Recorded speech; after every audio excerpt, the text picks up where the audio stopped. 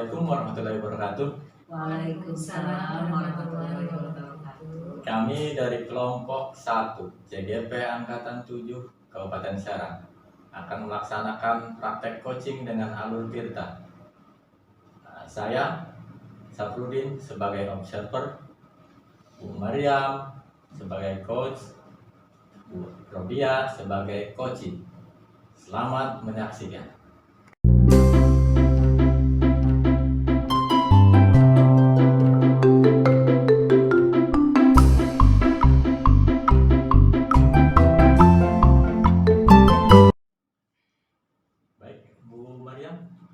Selamat siang. Siang, Pak. Ibu akan melaksanakan praktek coaching hari ini. Kira-kira apa rubrik yang akan Ibu laksanakan? Kalau untuk rubrik penilaian, tentu saya akan mencoba untuk sesuai dengan alur Tirta ya, Pak ya.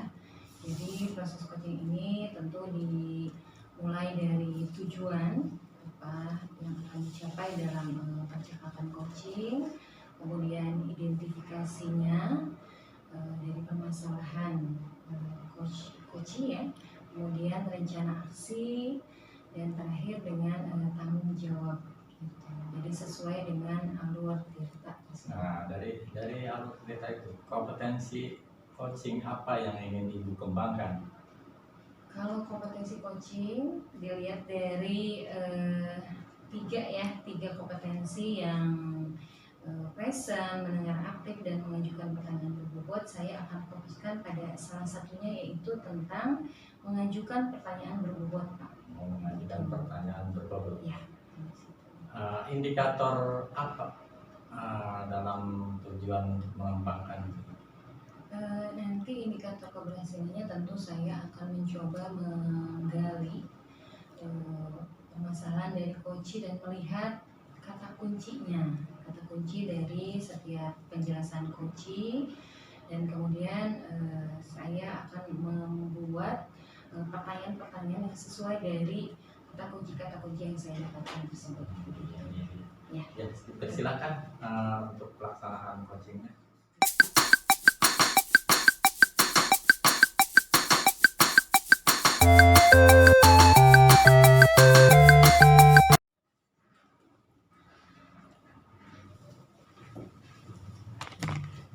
Assalamualaikum Bu Radia. Waalaikumsalam Bu Maria. Bagaimana Bu Radia, sehat? Alhamdulillah sehat. Keluarga juga bagaimana Bu? Alhamdulillah keluarga juga semuanya sehat. Alhamdulillah ya, dalam kondisi sehat semua. Baik, kita sudah berjanji untuk melakukan pertemuan percakapan coaching. Kira-kira ada hal-hal yang mau disampaikan saat ini? Silakan. Ya, terima kasih Bu ya, sebelumnya kita sudah ada waktu untuk ngobrol-ngobrol di sini. Mungkin selama ini saya ada ganjalan sedikit di hati Bu ya, terutama mungkin tentang pembelajaran di sekolah ya, terutama saya di kelas 4A. Saya itu mengajar di kelas 4A dengan jumlah siswa 46, jadi kapasitas yang sangat banyak gitu ya. Sehingga saya merasa tidak nyaman dengan pembelajaran, walaupun saya sudah berusaha untuk memaksimalkan, tapi ada saja kendalanya. Itu yang saya alami. Itu berarti insya Allah tujuan coaching kita kali ini berarti berkaitan dengan tadi ya, mencari solusi dari permasalahan Ibu, bagaimana caranya mewujudkan pembelajaran yang efektif mungkin ya Bu, dengan murid yang kapasitasnya melebihi dari ketentuan ya. Memang biasanya normalnya 32 ya Bu ya harusnya. Nah, kira-kira hal-hal apa saja yang menurut Ibu nih akan bisa mewujudkan pembelajaran yang efektif, itu apa saja? Kalau menurut saya pertama Bu ya, pertama kendala dulu ya, karena memang awalnya kelas 4 ini 3 rombel pada saat kelas 3, jadi kurang lebih 96 dari per kelasnya 32. Karena memang kondisi sekolah itu rusak, satu lokal, maka dengan adanya rapat dengan wali murid atau komite sekolah dengan kepala sekolah dan dewan guru, maka disepakatilah bahwa dari 3 kelas itu menjadi 2 kelas, sehingga di kelas 4 dengan jumlah yang sangat besar sekali, sangat banyak ya kelas umum. Nah itu kendala karena memang kami selama ini menunggu dari pemerintah bantuan rehab bangunan, tapi sampai hari ini belum ada gitu. Maka kami tetap bersabar gitu, mencari solusi bagaimana supaya kegiatan belajar mengajar di sekolah tetap berjalan. Itu yang pertama. Mungkin yang kedua juga, sebelumnya saya membuat perencanaan pembelajaran secara matang ya Bu ya. Walaupun memang tidak maksimal hasilnya, tapi saya tetap berusaha agar pembelajaran itu bisa disampaikan kepada anak. Walaupun mungkin mendapatkan nilai evaluasi itu ada yang masih di bawah KKM. Nah, itu pun mungkin karena memang ada beberapa anak yang sangat aktif sekali di kelas, sehingga saya agak sedikit kewalahan.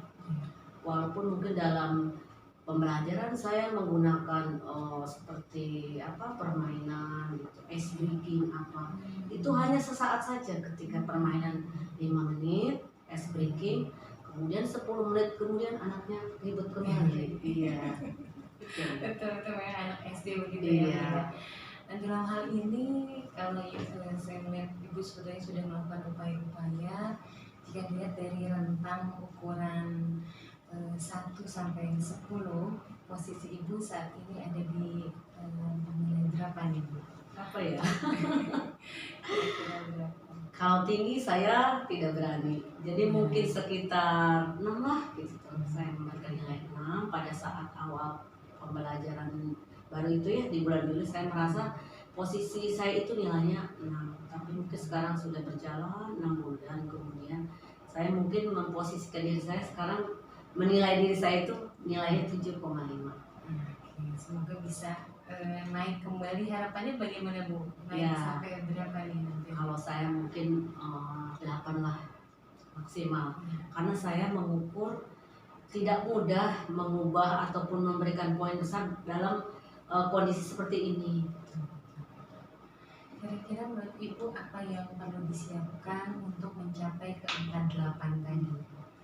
Yang pertama mungkin saya dalam membuat perencanaan pembelajaran atau pembuatan RPP, saya akan menyesuaikan dengan kondisi lingkungan sekolah dan lingkungan murid juga. Itu yang pertama. Yang kedua, saya akan berusaha untuk memberikan pembelajaran di kelas itu senyaman mungkin, sehingga anak merasa aktif, tertantang, dan lebih kreatif lagi. Itu. Kemudian yang ketiga mungkin saya akan membuat kelas itu dengan klasikal ataupun dengan berkelompok. Jadi pengelolaan kelasnya juga harus saya perhatikan. Sekali kira-kira kapan nih Bu? Oh, dimulai Lebih cepat lebih baik. lebih cepat lebih baik ya. Semoga Iya. bisa menjadi solusi ya dari upaya-upaya yang akan Ibu lakukan. Nah, dari semua percakapan kita, adakah hal-hal yang bisa Ibu simpulkan? Menurut saya pembelajaran yang efektif itu adalah pembelajaran yang menyenangkan, anak mengerti dan memahami apa yang dijelaskan atau tujuan pembelajaran yang disampaikan oleh guru. Kemudian yang ketiga, anak lebih mandiri dalam belajar. Begitu saja. Semoga Ibu bisa juga berkoordinasi dengan kepala sekolah dan pihak terkait ya, dan memudahkan. Terima kasih Ibu karena sudah mau berbincang bercakap-cakap dengan saya dalam kesempatan kali ini. Semoga ada pencerahan dan kemudahan bagi Ibu melaksanakan semuanya ya. Terima kasih juga Bu Mariam sudah curhat dengan saya dan mau menerima curhat saya juga ya. Terima kasih.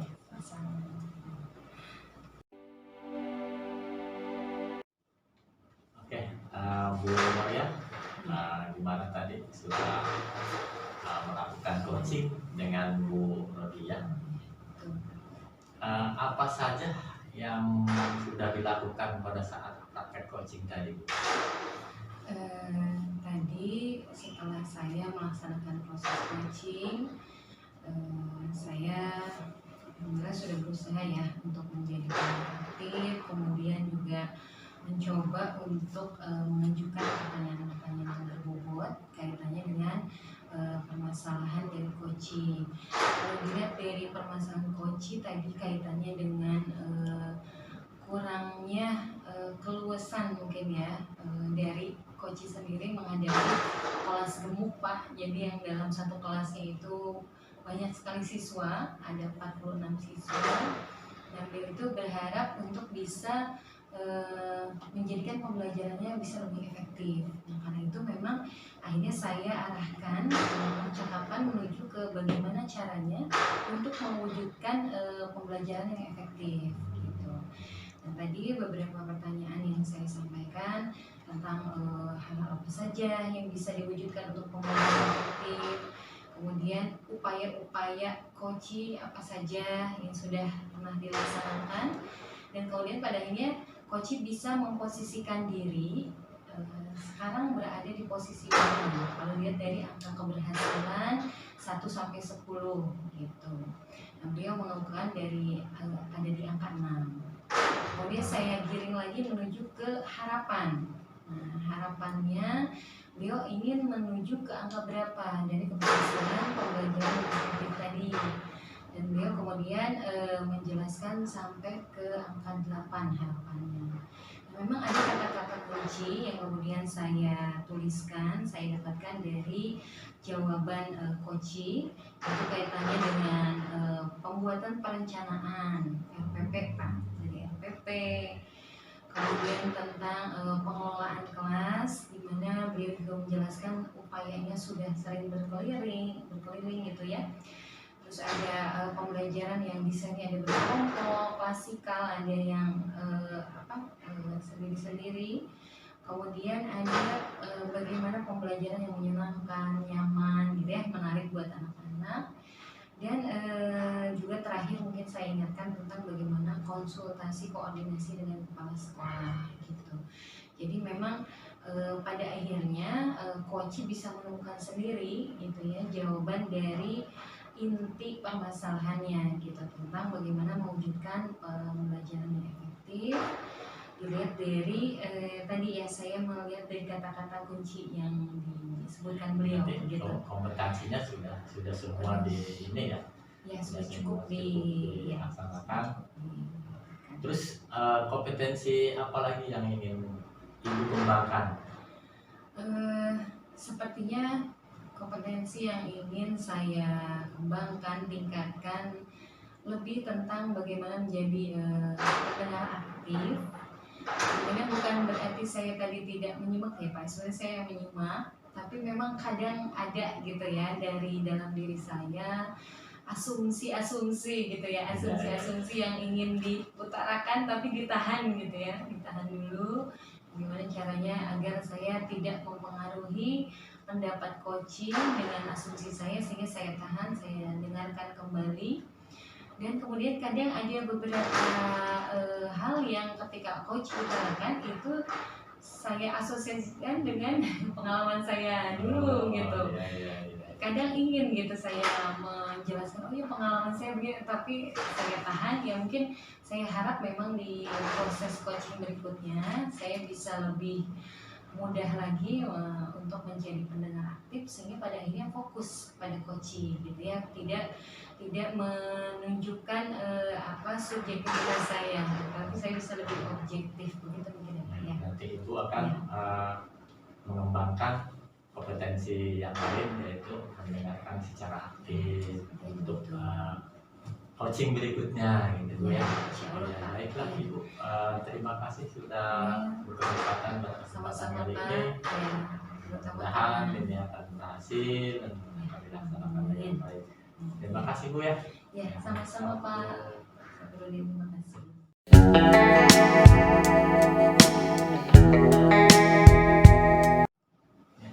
Baiklah, tadi kita sudah melaksanakan praktek coaching dengan Alur Tirta dengan saya observer saya Safruddin dengan Bu Maryam sebagai host dan Bu Haji Mulia sebagai terima kasih.